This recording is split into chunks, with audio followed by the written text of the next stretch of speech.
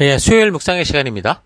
가정은 하나님을 만나고 하나님의 뜻을 아는 최초의 기관이다. 가정은 하나님을 만나고 하나님의 뜻을 아는 최초의 기관이다. 저는 제목으로 오늘 묵상 나누겠습니다.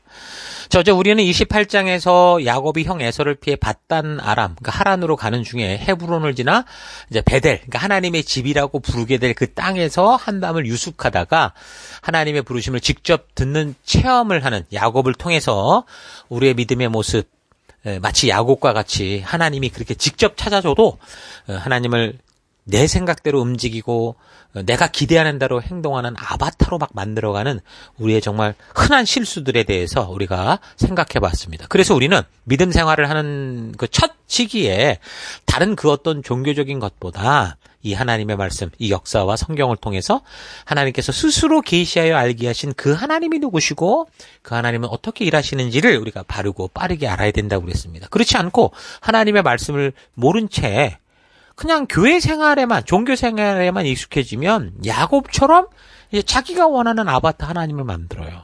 그리고 다른 사람들도 원하는 대로 만든 자기와 비슷한 아바타 하나님을 다 그냥 진짜 하나님이라고 착각을 하는 거죠. 그래서 자칫 잘못된 신앙생활, 우상숭배에 빠져 살아갈 수 있어요. 교회당 안에서. 자, 그래서 잘못된 하나님을 진짜 하나님으로 알고 믿음의 길을 걷는다고 만약에 생각한다면 이거 얼마나 끔찍한 일입니까? 그래서 우리는 무엇보다 이 성경과 역사를 통해 하나님이 누구시고 그 하나님이 어떻게 일하시는지 하나님께서 스스로 이 역사적 사건을 통해 계시하여 알게 한 그 내용과 배경들을 바르게 분별하고 바르게 살펴서 하나님의 온전한 모습을 우리가 하나님의 진정한 의도를 만날 수 있어야 됩니다. 자, 야곱이 이제 이런 수준으로 결국은 도망치고자 했던 목적지 아버지 어머니의 고향인 하란에 이제 도착을 합니다.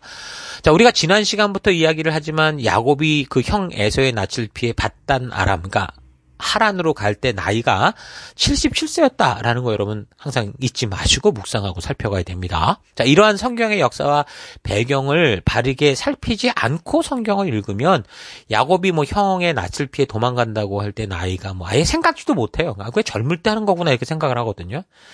아주 어릴 때 벌어졌나 이렇게 생각을 하는데 그래도 그나마 좀 성경을 좀 꼼꼼히 보는 사람들은 그 에서가 40세에 결혼했던 걸 알고 있기 때문에 40대 후반은 됐구나 이렇게 생각을 합니다.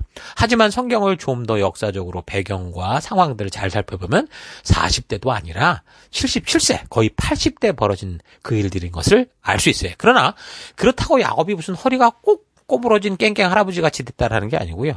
요즘도 왜 연세가 있어도 아주 건강하신 분들이 계시잖아요. 그러니까 야곱은 아주 건강했는데 아마도 나이보다 한 20, 30년 이상은 더 젊은 모습이 아니었을까. 그러니까 뭐 40대 후반 뭐 정말 50대 정도의 그런 어떤 삶을 살고 있지 않았을까. 이렇게 추측해 볼 수 있습니다. 자, 이렇게 77세가 된 야곱이 이제 하란 땅 그 삼촌 라반의 집에서 함께 살게 됩니다. 관련 본문을 먼저 읽어보면 29장 13절 라반은 누이의 아들 야곱이 왔다는 말을 듣고 그를 만나러 곧장 달려와 그를 보자마자 껴안고 입을 맞추고 자기 집으로 데리고 갔다. 야곱은 지금까지 있었던 일들을 라반에게 다 말했다. 말을 듣고 난 라반은 야곱에게 말했다. 너는 나와 한 피부치다. 야곱이 한 달을 라반의 집에 머물러 있을 때에 라반이 그에게 말하였다. 네가 나의 조카긴 하지만 나의 일을 거저할 수 없지 않느냐. 너에게 어떻게 보수를 주면 좋을지 네 말 좀 듣자. 이 16절 라반에게는 두 딸이 있었다. 맏딸의 이름은 레아이고 둘째 딸의 이름은 라헬이다. 레아는 눈매가 부드러웠으며 라헬은 몸매가 아름답고 용모가 예뻤다. 야곱은 라헬을 더 사랑하였다. 그래서 그는 제가 7년 동안 외삼촌 일을 해드릴 터이니 그때에 가서 외삼촌의 작은 딸 라헬과 결혼하게 해주십시오라고 말했다. 그러자 라반이 말했다. 그 아이를 다른 사람과 짝지어주는 것보다 너에게 짝지어주는 것이 더 낫겠다. 그러면 여기서 그렇게 나와 살자. 20절 야곱은 라헬을 아내로 맞으려고 7년 동안이나 일을 하였지만 라헬을 사랑했기 때문에 7년이라는 세월을 며칠같이 느꼈다. 자, 이제 이런 사건들입니다. 그러니까 양을 치러 나온 삼촌 라반의 딸, 그 라헬을 극적으로 만나서 외삼촌을 이제 찾게 됐고 그 집에 머물게 됐는데, 그렇게 이제 한 달을 지낸 거예요.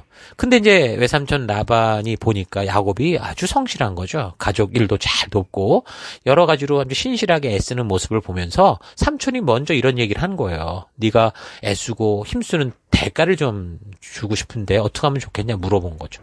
그러니까 보통 우리가 어떤 이유로든 사람이 우리 집 안에 와서 함께 머물게 될 때 그 집에 함께 있으면서 서로가 이렇게 힘이 되면은 그 집에 머무는 사람들도 기뻐하고 또 함께 지내는 것을 불편해하지 않잖아요. 그런데 힘이 되는 게 아니라 이 사람이 와서 짐이 되면 한 달이 아니라 하루 이틀만이라도 같이 있고 싶지 않죠. 불편하죠. 빨리 가버렸으면 하는 마음이 듭니다. 그러니까 함께 지내게 되면 스스로의 흔적을 남기지도 않고 같이 살지만 그러나 그 집안에 생긴 일도 돕고 이렇게 한다면 함께 있는 것에 힘이 시너지가 생기는데, 근데 그 집안일을 하는 사람에게 자꾸 더 많은 일을 만들고 지저분하게 만들고 뭐 개념 없이 행동하고 뭐 손님인 것처럼 뭐 왕처럼 대접받으려고 하면 그건 누구나 다 싫어하기 마련입니다. 자, 이런 보편적인 사람들의 삶의 모습을 놓고 생각해 볼 때 야곱은 어땠다라는 거예요. 외삼촌 집에 한 달 동안 머무는 동안 그 집에 짐이 돼서 밥만 축내고 집안에 논팽이고 여행자처럼 산 게 아니라는 거죠. 오히려 함께하는 사람들보다 더 성실했고 외삼촌의 그 일을 도우면서 자신의 역할을 충분히 해냄으로 말미암아 외삼촌이 마음에 들었던 거예요. 그래서 먼저 나서서 뭔가 대가를 지불해야 되지 않을까 싶을 정도로, 그러니까 야곱은 그 창세기 25장 27절에서도 뭐 조용한 사람이었다라고 그랬지만 영어로 봤더니 인테그리티한 삶을 살았던 사람이다 그랬잖아요.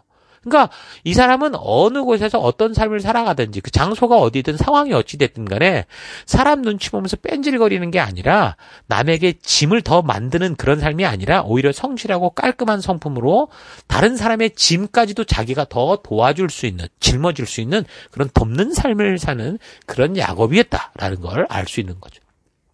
그래서 이제 삼촌이 대가를 어떻게 받고 싶냐 하니까 야곱이 품삯보다 삼촌 라반의 둘째 딸인 좀 라헬과 결혼하고 싶습니다. 이제 그렇게 얘기를 하는 거예요. 이것은 삼촌의 딸들 중에 아내를 만나라고 그 아버지 이삭이나 어머니 리브가가 말한 그런 말에 대한 순종이기도 하잖아요. 그런데 여러분 이제 이걸 잘 봐요. 이 상황을 좀 잘 분별해 봐야 됩니다. 그러니까 부모님이 지금 야곱을 하란으로 보내서 결혼을 하라고 한 이유는 뭐예요? 이미 우리가 지난 시간을 통해 살핀 것처럼 그 땅 하란, 그러니까 그 단지 하란 땅에 있는 여자를 찾아라가 아니라 뭐예요? 하나님의 뜻을 따라 함께 믿음으로 사명을 향해 나아갈 수 있는 믿음의 여자를 만나라는 것이었죠.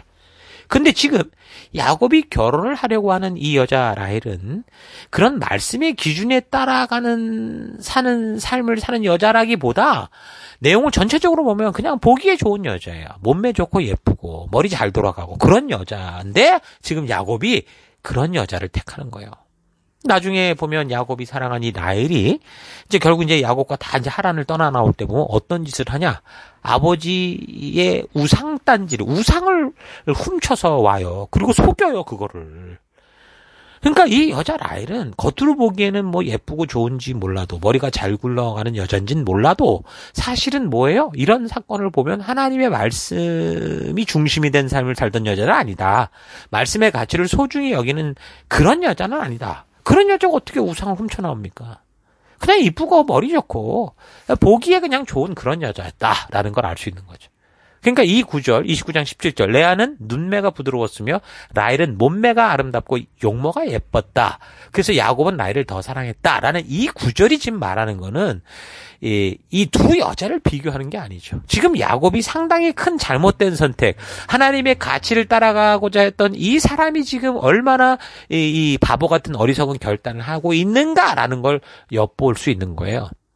우리는 이 구절을 통해서 보통 이제 설교하는 많은 사람들이 이렇게 말하듯이 레아와 라헬을 비교하는 뭐 그런 걸로 생각해서는 안 되고, 야곱이 지금 하나님의 말씀의 가치를 기준으로 살아가는 사람을 구하는 게 아니라 자신의 기준에 합당한 여자, 자기 생각에 만족스러운 여자를 구하는 실수를 저지르고 있는 이거를 우리가 볼 수 있어야 됩니다.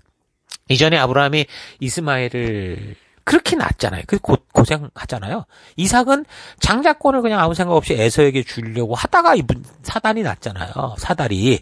그러니까 야곱의 이 결정도 그런 거예요. 하나님의 뜻에 어긋난 참으로 이후에 고통을 불러오게 될 그런 이 잘못된 결정을 지금 하는 거예요. 그래서 야곱은 이 결정으로 인해서 결국 이후에 보면 자신의 가정의 삶이 정말 정신 못 차릴 정도로 뒷꼬이고 아주 복잡한, 그래서 웬만한 사람은 해결할 수 없는 그런 이 일들이 터지게 됩니다. 그러니까 야곱은 자신의 이 결정이 앞으로 어떤 일을 만들게 될지 성경에 같이 하나님 주신 언약과 약속의 기준을 따라 살피지 않고 그저 당장 눈에 보기 좋은 여자를 택하게 되는데, 그래서 야곱은 이제 라헬과 결혼하려고 이 여자를 얻으려고 심지어 7년간 무보수로 일하겠다 그러는 거예요. 사람이 한번 자기 생각에 확 빠져버리면 그냥 뭘 대가를 지불해도 그 자기 결정에 확신을 가지면 막 그냥 말도 안 되는 짓을 하잖아요. 말도 안 되는 딜을 하잖아요. 똑같은 거예요. 뭐 또 고대 중군동 풍속에서는 뭐 남자가 원래 신부를 데려가려면 그 집안의 노동력 하나가 없어지는 거기 때문에 그에 상응하는 대가를 지불했어야 됐습니다. 누지문서 같은 거를 참고해 보면 일반적인 신부의 값이 30에서 40세겔 정도였거든요. 은 10세겔이면 일반적으로 이제 목자가 1년 동안 일해서 받는 그런 이 금액이 한 10세겔 정도예요. 그러면 어떻게 돼요? 그 당시 풍속으로 봐서 한 3, 4년 정도만 일하면 되는데 야곱은 자기가 나서서 7년 일하겠다 이렇게 말을 한 거야. 그러니까 라헬에 대해서 라헬이 얼마나 마음에 들었으면 그랬는지 몰라도 그 하나님의 뜻과는 빗나간 결정을 하는 그 일을 하면서도 자기 마음에 쑥 빠져갖고 자기 욕심과 욕정에 빠져 있으니까 막 엄청난 인간적인 막 그 투자를 아끼지 않는 거죠. 그러니까 자신이 잘못된 길을 가는데 아주 비싼 대가를 지불하는 거예요. 그러니까 사람이 자기 욕심과 욕망대로 살려고 할 때, 그런데 이제 그 길이 막 대로가 열린 것 같고 뭐가 일이 풀어져 가는 것 같을 때 결국 어떻게 돼요? 사람들은 결국 그 잘못된 결정으로 끝내는 절망의 함정에 빠지기 전까지 그냥 그 선택이 좋은 줄 알고 막 달려가잖아요. 야곱이 똑같은 거예요. 그래서 7년을 아무런 대가 없이 오직 눈에 보기 좋은 이 여자 하나 얻기 위해서 일을 하는데 그 욕심 속에 살아가는 또 7년이 며칠처럼 느낄 정도라고 그렇게 얘기를 하는 거예요. 그러니까 아무리 잘못된 결정이라고 해도 자신이 좋아서 하는 그런 결정은 그것이 나중에 정말 큰 짐과 문제가 되기 전까지 전혀 모르는 법이에요. 그 왜 이렇게 가정이 깨질 때도 보면 그러잖아요. 불륜이나 이런 걸 볼 때 그래서는 안 되는데 그 당시에는 마치 이게 뭐 잘 풀리는 것처럼 막 느끼잖아요. 그러고 나서 나중에 이제 이게 다 그냥 만천하에 드러날 때 그 고통과 그 책임지도 못한 일들이 벌어지잖아요. 그러니까 그 일이 벌어지기 전까지는 달콤하고 좋아 보이는 거잖아요. 그래서 그렇게 가는, 야곱이 다 그런 거예요. 야곱이 라헬을 처음 볼 때 마음에 들어서 좋아했는데 사랑하면 시간이 가는 줄 모르는 것처럼 야곱이 7년을 대가 없이 일하는 동안 라헬과 연애하면서 시간 가는 줄 모르고 그렇게 일을 했다 그 말입니다. 그리고 이제 7년 후에 드디어 이제 결혼을 하게 되는데 이 첫날 밤을 보낼 때 이 삼촌 라반이 야곱이 사랑하고 결혼하기 위해 애썼던 라헬이 아니라 라헬의 언니가 있었다고 했죠. 레아. 이 레아를 신방으로 들여보낸 거예요. 그래서 언니 먼저 그냥 첫날 밤을 보내버린 거죠. 그러니까 아무것도 모르는 야곱은 뭐 그 잔치로 인해서 피곤해서 그랬는지, 뭐 그 당시에는 전기가 없어서 시커맸는지, 뭐 거기에 뭐 잔치하는 동안 뭐 포도 좀 마셔가지고 과음하고 취했는지, 또 어떻게 보면 라헬과 레아도 뭐 얼굴이 못생겼나 잘생겼나 모르지만 몸매는 비슷했던 것 같죠. 그러지 않고서 만약에 알았을 건데. 그러니까 어쨌든 자신의 첫날 밤에 들어온 라헬 대신 들어온 레아가 진짜 라헬인 줄 알고 그냥 신혼 첫날 밤을 그렇게 보낸 거예요. 그리고 이제 그 다음날 일이 터진 거죠. 자기가 첫날 밤을 보낸 여자가 라헬이 아니라 레아라는 걸 알게 되고 그냥 기절초풍해서 야곱이 그냥 삼촌 라반을 찾아갔습니다. 항의를 하는 거예요. 그러니까 라반이 뭐라고 그러냐면 그 지방 전통은 언니가 먼저 가야지 동생이 먼저 가면 안 된다. 그래서 그런 거다 그렇게 얘기를 하는 거예요. 자, 이런 걸 보면 이제 삼촌 라반이라는 사람이 그 정직하게 얘기할 수 있는데 그렇지 않고 이렇게 행동했던 걸 보면 아, 이 인간이 어떤 존재구나라는 걸 분명히 볼 수 있겠죠. 뭔가 사람을 속이고 이용하고 심지어 자신의 딸이 결혼하는 것조차 거래로 만드는 그런 사람인 것을 짐작할 수 있습니다. 물론 오늘날도 이런 일들이 많은 걸 봅니다. 참으로 안타까운 일인데 어떤 의도로 이런 일을 벌였든지 분명 그 방법에 있어서는 거짓과 속임수가 난무한 권모술수의 현장이었어요. 자, 그러니까 야곱이 평생을 함께할 사람을 선택하는 일에 있어서 어떻게 한 거예요? 하나님의 말씀의 가치를 따라가는 여자가 아니라 눈에 보기 좋은 여자를 택한 결과로 인한 부정적인 열매들이 나타나고 일이 터지기 시작한 건데 왜 이런 일이 벌어지고 있는지 이 야곱이 상황 파악이 안 되니까 지금 내가 사랑하는 사람과 결혼하고자 하는데 왜 이렇게 방해가 많아? 외삼촌 원망하고 더 나아가서 하나님 원망하고 아마 그랬을 것 같아요. 근데 결국 자신의 그릇된 선택과 외삼촌 라반의 이런 잔머리로 인해서 역사가 굉장히 복잡하게 꼬여가게 됐는데 그런데 이걸 다른 한편으로 생각하면 이제 야곱의 잘못된 선택을 외삼촌 라반이 행한 어떤 잔머리의 결과로 인해서 사실은 바른 순리를 따라갈 수 있도록 그 꼬인 일을 바르게 잡는 기회가 됐었다라고도 볼 수 있습니다. 이후에 두 자매에 대한 기록을 보면 라헬은 도대체 무슨 믿음의 가치를 알고 있는가 싶을 정도로 아무런 믿음의 태도를 가지고 살아가는 게 보이질 않아요. 나중에 우상까지 훔치는 것을 볼 때도 그렇고. 근데 오히려 레아는 비록 야곱의 사랑을 받지 못해서 그런지는 몰라도 늘 하나님을 찾고 하나님 앞에서 기도하는 그런 모습이었거든요. 그리고 결국 믿음의 역사는 더 후손을 보면 레아가 낳은 아들 유다를 통해서 믿음의 이 흐름이 흘러가는 걸 볼 때 외삼촌 라반이 비록 잔머리를 굴렸으나 이렇게 사람들의 잔머리로 복잡하게 꼬여버리는 역사 속에서도 하나님은 역사하신 거예요. 사람들이 만든 잘못된 역사를 바르게 잡을 수 있는 그런 기회를 준 것이 이 사건이다라고 볼 수 있습니다. 그러니까 야곱을 통해 이스라엘이라는 12민족으로 구성된 이 나라가 시작될 때 이게 무슨 하나님의 뜻과 계획으로 막 이렇게 막 첩까지 줘서 막 이렇게 사람 많이 난 게 아니고요. 사람들이 하나님의 뜻을 따라가지 않고 자신의 욕심과 본능대로 선택하며 행함으로 인해서 아주 복잡하게 꼬여버린 인생의 현장을 어떻게 한 거예요? 하나님께서 벌하시거나 심판하지 않고 사람들이 만든 이 복잡한 역사 속에서도 어떻게 하시는 거예요? 당신의 뜻을 이루어 가시고자 그 사람들, 이들이 만든 더러운 이 역사를 포기하지 않고 품어주시고 그 상태에서 이를 풀어가시려고 했기 때문에 이 민족이, 이스라엘이라는 민족이 생긴 거예요. 자랑할 만한 민족이 아니라니까요, 이 민족이. 우리가 볼 때는 참 감사한 그런 모습이에요. 왜? 우리의 실수와 실패와 욕심과 절망 속에서도 하나님은 그거를 짓밟는 게 아니라 그 안에서 뭔가 또 다른 새로운 걸 창출해내는 그 결과가 이스라엘이니까. 그러니까 이스라엘이라는 이 나라는 특별해서 뽑은 게 아니고요. 정말 본능과 욕심대로 살고자 하는 자유지를 지닌 인간들을 하나님께서 끝까지 포기하지 않으시기 때문에 그냥 난장판이 되어 꼬여버린 역사 속에서도 하나님의 은혜와 사랑으로 끝까지 하나님의 뜻대로 살고자 하는 이들을 통해 하나님의 뜻을 이루어 가시고자 했던 결과다라는 거를 우리가 알 수 있는 겁니다.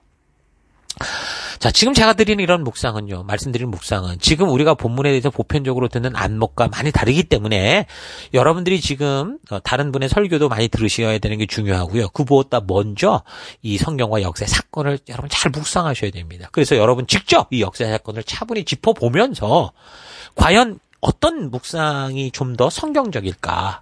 건강할까? 좀 잘 묵상해 보시면서 이 사건에 숨겨진 이런 의미와 뜻들을 좀 바르게 알아갈 수 있길 바랍니다. 자, 아무튼 야곱이 그래서 첫날밤을 보내고 난 후 자기가 결혼했던 라헬이 아니라 결혼하고 싶었던 라헬이 아니라 레아라는 걸 알고 황당해서 외삼촌에게 막 거칠게 따지니까 외삼촌이 말하기를 그 레아와 어쨌든 결혼을 했으니까 결혼 예식 기간 7일을 지켜라. 그러면 라헬도 줄게. 그래가지고 그 7일 만에 그냥 아내 둘을 얻게 된 거예요. 근데 아까 말한 것처럼 뭔가 좀 여기서 하나님의 뜻인가라는 걸 되돌아봤으면 좋았는데 야곱은 결국은 삼촌이 제시한 대로 갑니다. 그러니까 이런 결과를 보면 야곱이 그 아버지 이삭을 속여서 했던 짓을 그대로 자신이 똑같이 당하고 있는 그런 모습을 보게 되는데, 그러니까 권모술수가 기본인 이 세상의 방법대로 살아가면 결국 그 누구라도 자신이 속이고 권모술수를 부릴 때는 좋을지 모르지만 그러나 결국 자신이 부린 권모술수 그대로 또 다 뒤집어 쓰고 큰 아픔과 고통을 그대로 당할 수밖에 없는 게 인생사다라는 거 여러분 잊지 말길 바랍니다. 어찌됐든 그래서 야곱은 한 번 결혼식에서 7일 간격으로 동시에 두 아내를 가지게 되는 거죠. 이때 야곱이 조금 더 생각해서 이런 일이 왜 생겼을까 좀 고민하고 하나님께 좀 기도하고 그래서 하나님의 뜻이 무엇일까 좀 잘 찾아봤다면 비록 이렇게 일이 벌어졌다고 해도 하나님의 뜻은 뭐예요? 한 여자와 한 남자의 결혼 일부 일처가 하나님의 뜻이니까 그걸 인정하고 이미 첫날 밤은 보낼 수밖에 없었던 레아를 하나님이 주시고자 했던 아내였구나라고 생각하고 함께 살다가 그냥 하나님의 약속했던 그 사명을 따라 언약했던 가나안으로 돌아왔으면 얼마나 좋았겠습니까?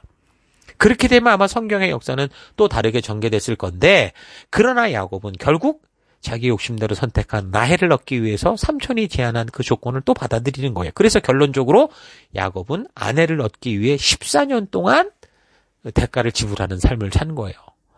뭐 정확히 말하면 7년은 기분 좋게 일하고 7년은 완전히 사기당해서 그냥 무보수로 그렇게 일을 한 거죠. 그러니까 14년은 하나님의 뜻이 아닌 자신의 생각과 욕심대로 하기 위해 벌린 야곱의 시간 낭비다. 이걸 우리가 분명하게 알 수 있어야 돼요. 성경을 읽다가 뭐 하나님과 연관이 있는 이런 가정들을 생각해 볼 때 좀 혼란스러운 생각이 드는 건 뭡니까? 오늘날 우리가 생각하는 그런 성경적인 결혼이 아닌 거예요. 뭐 친족 결혼을 한다든가, 뭐 아내를 여러 명 둔다든가. 이게 참 헷갈리죠. 아브라함도 따지고 보면 같은 아버지의 배다른 그 자녀였던 사라와 결혼을 했고, 근데 그거는 어떤 면에서 사람들이 없을 때는 이제 그런 것들이 초창기에는 있었던 걸 어느 정도 우리가 이해한다고 해도, 근데 뭐 종 하가를 통해서 또 뭐 자녀를 낳고. 그러니까 성경의 본문 창세기가 그럼 이런 거에 대해서 이게 옳다 그르다를 얘기하면 좋은데 그런 말을 안 해요. 시대적으로 볼 때 지금 바벨탑 사건 후 소통이 되는 언어를 따라서 온 민족으로 지금 나뉘어지기 시작한 때였죠. 그러니까 성경 연대로 본다면 아브라함은 바벨탑 사건 후 약 200년 후를 살아갔던 사람입니다. 그러니까 처음 창조시 아담과 하와에게서 나온 자녀들끼리는 사실 한부모의 자녀들끼리 결혼을 관계를 유지할 수밖에 없죠. 없으니까. 그러나 바벨탑 사건 후에도 보면 이제 처음에 이제 홍수 심판으로 끝나고 얼마 되지 않았기 때문에 아마 그런 현상들이 조금은 있었을 거다 추측할 수 있어요. 그래서 홍수 심판 후에 족장 시대로 역사가 이어지는데, 그러니까 아브라함도 그래서 배다른 누이 이 사라와 결혼을 하는 이야기가 나온 거고. 근데 이제 좀 더 이상한 거는 사라의 종 하가를 통해서 뭐 자녀를 가지려고 하는 그런 일들이 벌어지고, 이삭 같은 경우는 사실 리브가 한 사람을 얻어서 결혼을 하지만 그 또한 뭐 친척 일가였잖아요. 그러니까 야곱의 경우는 어떤 거예요?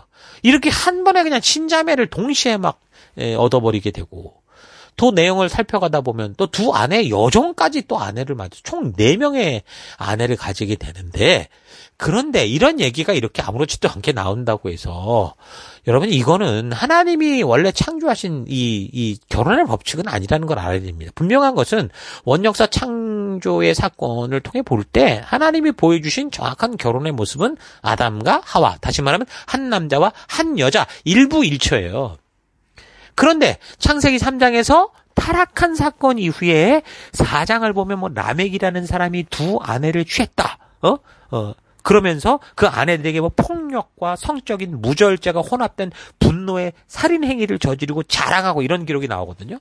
6장에서는 하나님의 아들들이 사람의 딸들을 취해서 자녀를 낳았다. 이렇게 하면서 더 심각한 도덕적 타락을 보여주고 있습니다. 그러니까 하나님은 분명 창조 때 일부 일처의 가정제도를 만드셨는데 인류가 하나님의 뜻을 거역하고 타락하게 됨으로 말미암아 저들은 점점 어떻게 한 거예요? 더 하나님이 주신 그 말씀의 가치가 아니라 자신의 본능, 욕심, 욕정을 따라 행하는 식으로 하나님이 만드신 이 법도를 무시하고 하나님의 뜻을 무시하고 사는 일부 다처제의 모습으로 드러나게 된 거예요. 이 죄악의 결과라는 거예요. 그런데 하나님께서 이런 일에 대해서 다른 언급이 없는 이유는 이런 걸 인정한다라는 게 아니에요. 이미 여러 차례 말해온 것처럼 사람들이 하나님의 뜻에 자신의 자유의지를 가지고 불순종하며 어긋난 세상을 만들 때 하나님의 뜻이 아닌 자기 마음대로 자유의지를 가지고 막 행해버리면 하나님은 그래서 그런 걸로 인해 모든 걸 확 다 쓸어버리고 엎어버리는 분이 아니잖아요. 그러니까 결국 저들이 자유의지를 통해 버려버린 이 복잡한 역사, 이 결과까지도 하나님은 어떻게 하는 거예요? 스스로 수용하시고 감당하시겠다는 의지가 있으셨던 거예요. 그래서 그 꼬여버린 역사 속에서도 당신의 뜻을 아무리 사람이 이 역사를 개판으로 만들어도 하나님은 하나님의 뜻을 묵묵히 이루어 가시고 계시기 때문에 하나님이 이런 불순종의 결과로 만든 것에 대해서 별다른 말을 하지 않는 거예요.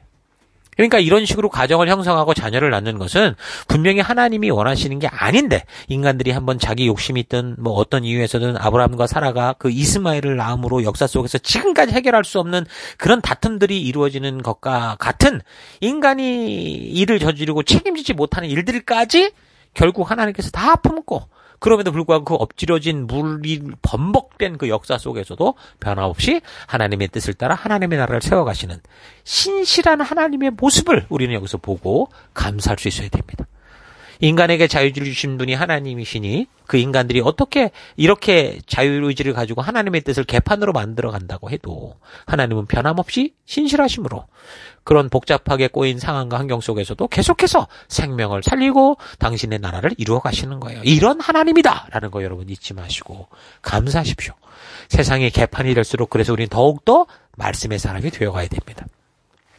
자, 창세기에는 분명히 이런 결혼에 대해서 뭐라고 분명하게 언급하지 않지만 시간이 흘러서 나중에 이 야곱이 만든 대식구들로 인해서 시작되는 이 언약의 민족들이 시작이 될 때, 그러니까 저들을 이집트의 노예 상태에서 구원해서 시내산에서 하나님의 뜻이 담긴 성문화된 기록된 율법을 주실 때 이제 보면요, 아주 분명하게 언급하십니다. 골육지친 간의 결혼을 금지한다라고 말해요.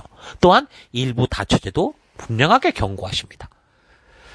그러니까 그 당시 일부 다처가 뭐 허용된 가장 큰 이유는 뭐 후손들, 특히 이제 아들, 그러니까 공동체와 나라를 지킬 남자들을 낳기 위한 경우가 대부분이었죠. 자녀, 특히 남자는 가문을 이어가는데 그 당시 중요한 역할을 했기 때문에 한 아내가 자녀를 가지지 못하는 경우, 아들을 낳지 못하는 경우, 사라나 또 라헬의 경우처럼 다른 방법을 통해서라도 그 자녀를 낳는 그런 것들을 허용했죠. 성경만이 아니라 이 세상의 역사가 보여주고 있잖아요. 이런 일에 대해서 메소포타미아 그 중군동 지역의 이 기록들을 보면 법적으로 이런 건 인정받는 일이었어요. 그래서 아브라함도 아마도 그런 일을 경험하게 되는데, 그러나 창조의 법칙은 분명 일부 일처제를 원칙으로 선포하고 있다라는 거 잊지 마시고, 또한 예수님께서도 분명하게 말씀하고 있다는 사실을 잊지 말아야 됩니다. 마태복음 19장에서 뭐라고 그럽니까? 이혼에 대한 질문을 답하실 때 그들은 이제 둘이 아니라 한 몸이다. 그러므로 하나님이 짝지어 주신 것을 사람이 갈라놓아서는 안 된다라고 분명하게 하나님이 성육신 하신 예수님께서 그렇게 말씀을 하셨어요. 그러니까 성경에 나오는 역사의 이야기들을 보며 저들이 하는 행동들을 볼 때, 기록을 볼 때 그게 다 우리가 본받고 배워야 된다라는 게 아니에요. 어떤 거는 안 된다라는 것도 배워야죠. 분명 하나님의 뜻에 어긋나는 것임에도 하나님께서 인간이 저지른 것을 책임져 가시는 것을 우리가 잘 분별을 해서 우리는 저렇게 하면 안 되는구나 이런 걸 알아야죠. 그래서 우리는 이 시대를 살아가면서 그런 어긋난 말씀의 길을 걷지 않고 바른 하나님의 뜻을 따라 걷는 우리가 되어야 됩니다. 자, 어쨌든 야곱이 두 자매를 동시에 아내로 얻고 이제 삶이 시작이 됐는데 77살에 하란으로 갔다고 했고 7년을 그렇게 그 아내를 얻기 위해 일했다고 했으니까 결국은 자녀를 낳는 나이는 이제 84세부터 이제 아이들을 낳기 시작하는 거죠. 그래서 언니 레아 같은 경우는 생긴 거는 좀 무덤덤했던 것 같은데 사람이 참 착하고 속이 깊은 여자였던 것 같아요. 그리고 상당히 사람이 좀 긍정적인 것처럼 보이고요.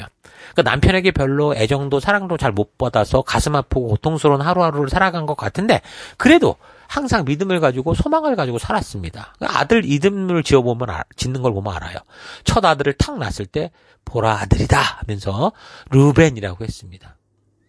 자기 남편이 이제 사랑할 거라고 생각을 했는데 근데도 야곱이 전혀 애정을 주지 않은 것 같죠? 여전히 라헬만 끼고 돌고 그러니까 레아가 그러면 이제 시비를 걸고 어떤 권리를 주장할 수 있을 텐데 여인 천하를 만들 수 있을 텐데 오히려 그렇게 하지 않고 하나님께 기도했어요. 그래서 둘째 아들을 낳게 되는데 그때 이름을 시몬이다 그랬습니다. 이 의미는 하나님께서 내 기도를 들으신다. 그러니까 하나님이 지금 내 편이다. 이런 의도로 한 거죠. 근데도 여전히 야곱이 자기 방에 잘 오지도 않고 속을 썩이는데 그거 어떡하는 거예요? 하나님이 내 기도를 들으신다. 이런 고백을 하는 거예요. 셋째 아들을 낳았을 때 이제는 아들 셋을 낳았으니까 내 남편이 드디어 나와 연합할 거다 이런 의미로 레위라는 그런 이름을 줬어요. 그래도 야곱은 여전했죠. 근데 또 네 번째 아들을 낳을 때 이제 유다라고 이건 여호와를 찬양할지로다라는 그런 의미. 그러니까 첫째, 둘째, 셋째를 낳을 때만 해도 사람과 하나님 사이에 어떤 우선순위는 사람이 앞섰던 것 같아요. 야곱의 사랑을 받기 위해. 근데 네 번째 아들의 이름에서 완전히 그냥 이름이 여호와를 찬양할지로다라고 가본 걸 보면 이게 사람은 기대할 바가 아니구나라는 걸 온전히 알고 하나님 우선순위 어떤 길이 좀 더 잡히지 않았을까 그렇게 좀 생각해 볼 수 있습니다. 이런 걸 보면 초두에 얘기를 했듯이 분명하게 알 수 없으나 어찌됐든 하나님의 이름을 부르고 그 말씀의 가치를 따라 살아가고자 했던 여인은 라헬보다는 레아가 더 가깝다라고 볼 수 있는 거예요. 그런 걸 보면 참 레아가 생긴 것보다는 사람이 수더분하면서 순박하지만 절대 낙심하지 않고 인내하고 성품으로 하면 정말 좋은 여자죠. 집안을 부흥시킬 여자였던 겁니다. 여러분, 그래서 남자들은 자고로 결혼할 때 예쁜 여자 찾지 마시고 예쁘든 덜하든 또 남자를 찾을 때도 그래요. 잘생겼든 부자든 그런 게 문제가 아니라 어떤 상황 속에서도 하나님을 찾고자 하는 사람, 하나님 말씀의 기준을 따라가고자 하는 그 사람을 만나야 되는 거 잊지 마십시오. 그 예쁘고 몸매 좋은 라헬의 형편없는 영적인 수준들을 증거하는 게 여러 군데 나오는데, 이제 지금 그 언니 레아가 막 루벤, 시몬, 레위, 유다 막 나니까 라헬이 화가 나가지고서 그냥 야곱에게 야 나도 아들 만들어내고 우겨대는 모습을 봅니다. 여러분, 임신하는 게 사람이 최선을 다한 후에 어떻게 그 사람의 힘으로 되는 게 아니잖아요. 그러면 하나님을 찾아야 되는데 남편을 붙들고 원망하고 탓하고 이런 걸 보면 라헬의 지금 영적 수준이 어느 정도인지를 짐작할 수 있죠. 그래서 라헬이 결국 어디까지 가느냐. 이제 미성숙한 아브라함의 시절 종 하갈을 통해 이스마엘을 낳았던 그런 짓을 또 해요. 여기서 라헬이 그 자기 종이었던 빌하를 주어서 자녀를 낳게 합니다. 그러면서 30장 6절 라헬은 하나님이 나의 호소를 들으시고 나의 억울함을 들어주시려고 나에게 아들을 주셨구나 하면서 그 아이의 이름을 단이라고 하였다. 라헬의 몸종인 빌하가 또 임신을 하여 야곱과의 사이에서 두 번째 아들을 낳았다. 라헬은 내가 언니와 크게 겨루어서 마침내 이겼다 하면서 그 아이의 이름을 납달리라고 하였다. 그러니까 라헬이 지금 여기 보면 비록 하나님의 이름을 운운하고 있지만 뭐라고 하는 거예요? 그 의도와 방법은 뭐예요? 완전히 지금 자기의 시기심과 욕심에 따른 그 결과를 충족시키는 얘기인 거예요. 하나님을 찾는 게 아니에요. 하나님이 이런 아들들을 품어주시고 또 세워가려고 하지 않는다면 정말 이들의 운명은 마치 롯이 낳은 딸들 아들 그 모압과 암몬 족속처럼 될 수도 있을 정도로 완전히 이거는 인간의 권모술수의 어떤 그런 결과로 지금 라헬은 이걸 받아들이고 있는 거예요. 이런 일을 라헬이 벌이는데 그러니까 이제 레아도 좀 바른 길로 갔으면 좋겠는데 이런 좋지 않는 방법에 또 영향을 받아요. 그래서 또 레아도 자기 종 실바를 줘가지고 두 명의 아들을 낳게 합니다. 30장 10절 레아의 몸종 실바와 야곱 사이에서 아들이 태어났다. 레아는 내가 복을 받았구나 하면서 그 아이의 이름을 갓이라고 하였다. 레아의 몸종 실바와 야곱 사이에 두 번째로 아들이 태어났다. 레아는 행복하구나. 여인들이 나를 행복하다고 말하리라 하면서 그 아이의 이름을 아셀이라고 하였다. 그러니까 이런 걸 보면 레아가 라헬보다는 하나님을 향한 길에 서 있다고 해도 아브라함의 아내 사라나 이삭의 아내 리브가와 같은 정도의 성숙한 상태는 아니다라는 걸 볼 수 있죠. 그러니까 하나님이 맡겨주신 이 자녀들을 이제 뭐 경쟁할 게 아니라 하나님의 약속과 말씀의 가치대로 훈련하려는 그런 모습은 보이지 않고 그저 그냥 그 자기 여동생과 시기와 질투에 빠져가지고 생육하고 번성하는 일에만 그렇게 집중되어 있는 모습을 볼 수 있어요. 나중에는 자녀들까지 합류해서 자녀를 낳게 하는 일을 벌이는데 레아의 첫 아들이 르우벤이었거든요. 얘가 어디서 임신 촉진제를 얻어와가지고서 어머니에게 줬는데 엄마는 이제 레아는 아들이 많잖아요. 자녀가. 그러니까 라헬이 그걸 내놓으라는 거예요. 그러면서 뭘 거냐면 야곱을 데리고 네가 자. 난 이게 필요해. 이런 식으로. 그 임신 촉진제를 그 라헬이 갖고 그다음에 레아는 또 야곱과 한 밤을 보내게 되죠. 근데 30장 18절을 보면 레아는 내가 나의 몸종을 나의 남편에게 준 값을 하나님이 갚아주셨다면서 그 아이 이름에 이삭하려는. 그러니까 그 임신 촉진제를 먹었는데도 라헬이 아니라 레아가 그냥 임신을 한 거예요. 그래서 안 되는 사람은 뒤로 넘어져도 코가 깨진다고 하는데 라헬이 그렇게 노력해도 안 되는 거예요. 레아는 그냥 야곱하고 한 번만 보내면 그냥 자녀를 덜썩덜썩 갖는 그런 일들이 반복된 거죠. 그리고 또 다시 이제 레아가 아이를 또 가져요. 30장 19절. 레아가 다시 임신하여서 야곱과의 사이에 6번째 아들이 태어났다. 분명히 야곱이 없이 아들을 낳을 수는 없잖아요, 아이를. 그러니까 계속해서 근데 레아가 자녀를 지금 6이나 가졌다라는 것은 야곱이 첫 아내로 얻은 이 레아에게 나는 라헬이 좋았기 때문에 넌 싫어 이렇게 한 게 아니고 남편으로서의 역할을 어떻게 한 거야? 꾸준히 다 감당하고 있었구나라는 걸 알 수 있습니다. 비록 관심과 배려는 라헬에게 더 있었는지 모르지만 남편이기에 해야 되는 그런 자신의 신실한 역할에 대해서는 야곱이 부인들에게 공평하게 그렇게 행했다는 것을 우리가 알 수 있는 거예요.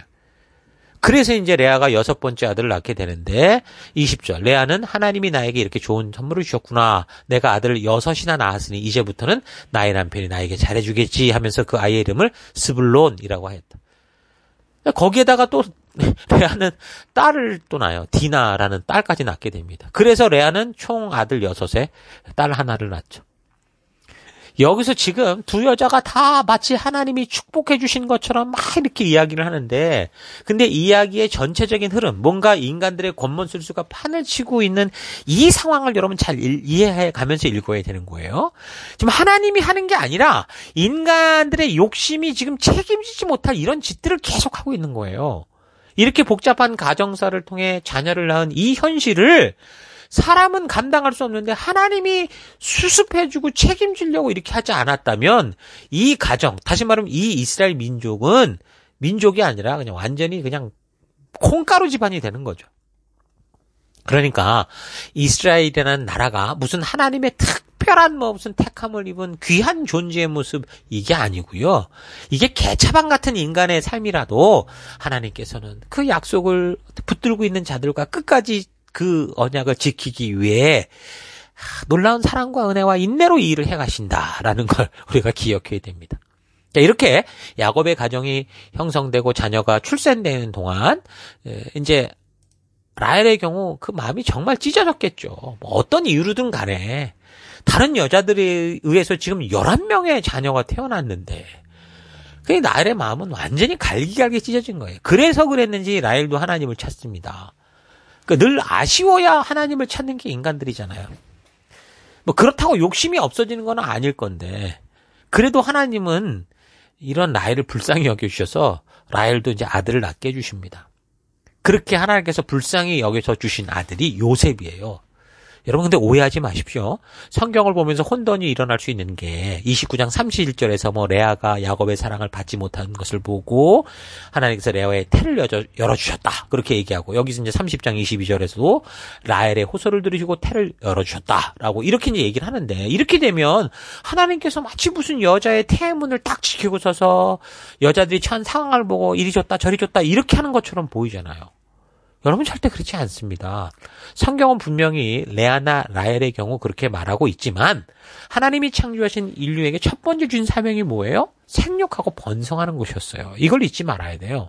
그러니까 자녀를 낳고 키워가는 것은 하나님이 모든 인간에게 주신 존재의 방법입니다. 그런데 이걸 가지고 하나님이 장난치시는 것처럼 태를 막았다 열었다 이렇게 오해해서는 안 됩니다. 그러니까 자녀를 간절히 가지기 원하지만 라헬처럼 또는 사라처럼 리브가처럼 자녀를 잘 가지지 못하는 그런 경우도 있다. 그게 하나님의 어떤 술수가 아니라 인간사 속에 그런 일이 있을 수 있다. 그런데 이런 사람들을 이용해서 오늘날 종교에 있는 많은 사람들이 얼마나 돈을 뜯어먹습니까? 이렇게 하면 알란다. 내가 너를 위해 기도해 줄게. 이래가면서 정말 이 사람들의 그냥 간을 빼먹는 짓을 하잖아요. 지난 주간 매일묵상자료에서 인간을 지은 하나님이 인간 손에 죽으신 이유를 나눌 때 말한 것처럼 신화산 율법을 통해 하나님께서 인간들이 먹을 수 있는 것을 정해 주셨다고 했는데 그거를 따라서 어떻게 하라고 했어요? 차분히 이 여자들의 몸과 삶을 좀 회복을 하면 그러니까 어쨌든 이 성경을 믿는 우리로서 레위기식 그런 어떤 이 하나님이 우리에게 명한 식습관을 좀 잘 들이면 하나님이 만드신 자연법칙에 의해서 자녀들은 누구라도 가질 수 있는 거예요. 그러니까 이건 지극정성의 문제가 아니라고요. 하나님이신 말씀에 가치대로 살아가는 게 중요한 거예요. 하나님이 그렇게 만들었는데 그렇게 믿고 하나님의 방법대로 살아간다면 당연히 하나님이 이게 창조한 원리를 따라 자녀를 갖는 건 당연한 거예요. 그런데 오늘날 그것만이 아니라 너무나 많은 변수들이 있잖아요. 특히 오늘날에는 막 여자들이 막 늘 피임을 하고 살잖아요. 어떤 일이 당할지 모르고 또 그냥 요즘에 무슨 여친 이러면 그냥 무슨 섹스를 하는 대상으로 알고 이러고 있잖아요, 다들. 그러니 조마조마한 인생을 살아가면서 피임하고 정상적인 결혼을 해도 그게 풀려도 잘 낫지가 않는 거예요. 결국 그래서 우리는 우리의 삶 자체가 성경적이 돼야 이런 하나님이 준 축복을 누릴 수 있다라는 거 잊지 말고 그런 가치를 가지고 계속 묵상해 갈 수 있기를 바랍니다. 그러니까 라헬은 이제 그렇게 이제 아쉬워하면서 그래서 하나님을 자꾸 찾아서 어떻게 한 거예요? 하나님의 은혜로 요셉을 얻게 됐잖아요.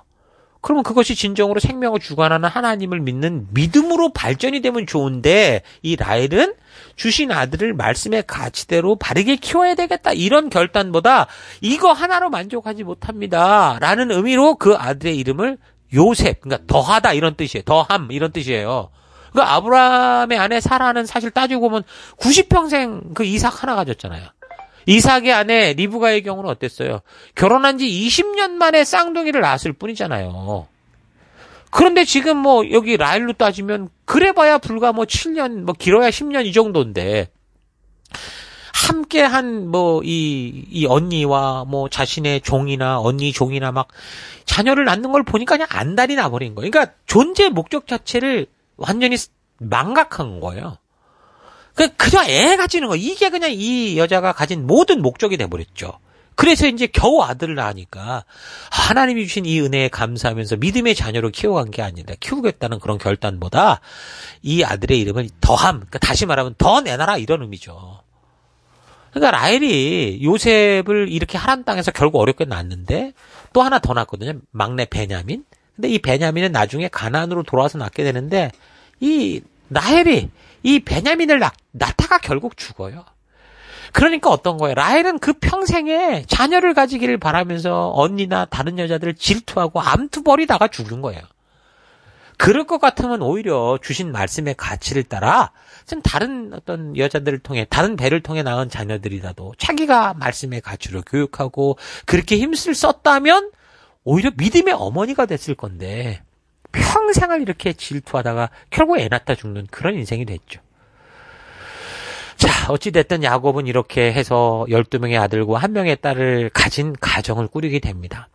자, 이런 야곱의 가정에 대한 형성 과정, 이스라엘 지파의 시작 과정을 잘 보면서 이스라엘이라는 민족을 우리가 어떻게 봐야 될까? 이게 뭘 말하는 걸까? 우리 잘 볼 필요가 있죠. 그래서 나는 야곱처럼 하나님의 말씀에 가치를 따르는 그런 길보다 잘생기고 예쁘고 잘 나가고 보이는 것을 따라 선택하는 삶을 살아가고 있는지 좀 깊이 되돌아보고 나는 이 시대에 어떻게 하나님께서 기대하시고 꿈꾸시는 그런 가정을 세워갈 수 있을까? 어떻게 믿음의 어머니, 믿음의 아버지의 삶을 걸을 수 있을까? 여러분 잘 묵상해보는 여러분 되기를 바랍니다. 자, 오늘 하루 나는 어떤 가치를 따라 사람을 보고 만나는지 좀 되돌아보고 하나님의 뜻대로 살아가는 믿음의 흔적을 남기고 있는지 아니면 내가 생각하는 권모술수 속에 수습도 되지 않는 인간의 치욕의 흔적을 지금 남기고 있는지 차분히 되돌아봤으면 좋겠습니다. 가정과 교회는 하나님이 직접 세우신 기관입니다. 가정은 하나님이 창조의 시작 때 가장 먼저 창조하신 기관이죠. 그래서 가정과 교회는 인간들에게 가장 소중하고 건강한 생존을 위해 아주 중요하고 필수적인 기관입니다. 가정은 생명이 시작되는 곳이고 하나님은 이 가정을 통해 태어나는 생명들에게 하나님이 누구시고 우리가 어떻게 하나님 나라의 백성답게 살아가는지를 가르쳐서 부모를 통해 창조주 되신 하나님과의 인격적인 교제 가운데 창조의 목적대로 살아갈 수 있도록 만들기 위해 창조한 기관, 너무 중요한 곳이에요. 야곱은 하나님의 가치를 따라 사는 길에서 벗어나서 자신의 생각대로 뭔가를 선택하며 살려고 하다가 생각지도 못한 아내를 4명이나 얻고 그들을 통해 자녀를 13명이나 가진 이 가정을 만들게 되는데 이 가정의 존재가 누군지 보면서 닮고 싶은 그렇게 세우고 싶은 그런 가정, 그런 방법이 아니라 좀 꺼려지는 모습으로 이 가정이 만들어지죠. 인간의 욕심이었던, 인간의 무능이었던 인간 야곱이 하나님의 뜻대로 살아가는 사명자의 길에서 성숙한 자로 나아감에 있어서 어느 순간 우유부단한 삶을 살아갈 때 결국 눈에 보기 좋은 대로 결단함으로 만든 참으로 시작부터 찝찝한 그런 모습이 이 야곱의 가정, 이스라엘의 시작입니다. 인간의 삶은 이렇게 하나님의 뜻을 바르고 온전하게 분별하지 못하면 하는 일마다 스스로 해결할 수 없는 그런 결과들을 주렁주렁 만들게 돼요. 하지만 우리가 기억할 것은 이런 일들에 대한 잘잘못을 따지기보다 이런 실패로 얼룩진 삶의 현실 속에서도 다시 믿음으로 일어서서 하나님께서 아브라함을 부르신 목적, 각 사람을 부르신 목적대로 부르심을 따라 살아가는 그런 우리가 돼야 된다는 거예요. 창세기 18장 19절 왜 하나님이 아브라함을 불렀습니까? 내가 아브라함을 선택한 것은 그가 자식들과 자손을 잘 가르쳐서 나에게 순종하게 하고 옳고 바른 일을 하도록 가르치라는 뜻에서 한 것이다. 그래서 그의 자손이 아브라함에게 내가 말한 대로 한다면 내가 아브라함에게 약속한 그 복들을 내가 이루어 줄 거다. 그렇게 하시죠. 비록 인간의 우유부담함과 욕심으로 만든 결과를 짊어지고 있다고 해도 우리가 바로 그곳에서 하나님께서 우리에게 약속하신 길을 따라 우리를 부르신 약속을 따라 걷고자 한다면 실패하고 찝찝하고 껄끄러운 현재의 삶의 현장을 디딤돌로 삼아서 실패가 성공으로 찝찝함이 깔끔함으로 껄끄러움이 자랑스러움으로 만들어지는 그런 역사를 보게 될 겁니다. 야곱이 이렇게 자신의 생각을 따라 살고자 저지른 삶의 현장에서 앞으로 어떤 삶을 살아가는지 우리 계속해서 차분하고 냉정하게 묵상하면서 하나님이 인도하시고 이끄시는 그 참된 축복된 길을 발견하고 그 길로 나아가는 여러분들 될 수 있기를 주의 이름으로 축원합니다. 자, 오늘 하루도 힘내십시오. 잠시 기도하겠습니다. 하나님께서는 한 가정을 통해 하나님을 알고 동행하는 거룩한 생명을 세우시고자 하셨는데 한 사람과 한 가정을 이루어 우리에게 주신 생명들에게 하나님의 뜻을 전하는 삶이 아니라 세상의 것들로 배부르게 하며 하나님의 존재는 안다고 하지만 하나님의 진정한 뜻이 무엇인지도 모르고 살아가는 롯의 딸들, 아들처럼 살게 한 것을 회개합니다. 결혼한 가정들의 경우 나를 통해 시작된 이 가정에서 진정한 하나님의 뜻이 이루어지는 역사를 이루어가는 우리가 되기 원합니다. 결혼을 준비하는 청년들의 경우 자신이 세워야 될 가정이 하나님의 뜻을 이룰 수 있는 그런 사람과 함께 동역자가 되는 하나님의 뜻을 이루어가는 그런 귀한 동역자를 만나는 가정이 될 수 있기를 원합니다. 삶을 살아오면서 나의 본능과 욕심에 간혹 빠져서 여러 가지로 일그러지고 찌그러진 그런 과거로 인해 부끄럽지만 그렇게 복잡해진 삶의 현장에서 우리가 좌절하지 않고 다시 일어서서 믿음으로 일어서서 하나님의 사랑을 보고 다시 일어서서 우리 하나님의 뜻대로 다시 한 걸음씩 걸어나가는 우리가 되기 원합니다. 그 길로 우리를 이끄시고 인도하신 하나님을 믿고 그 길로 나아가는 내가 되기를 간절히 바라오며 예수님 이름으로 기도했습니다. 아멘.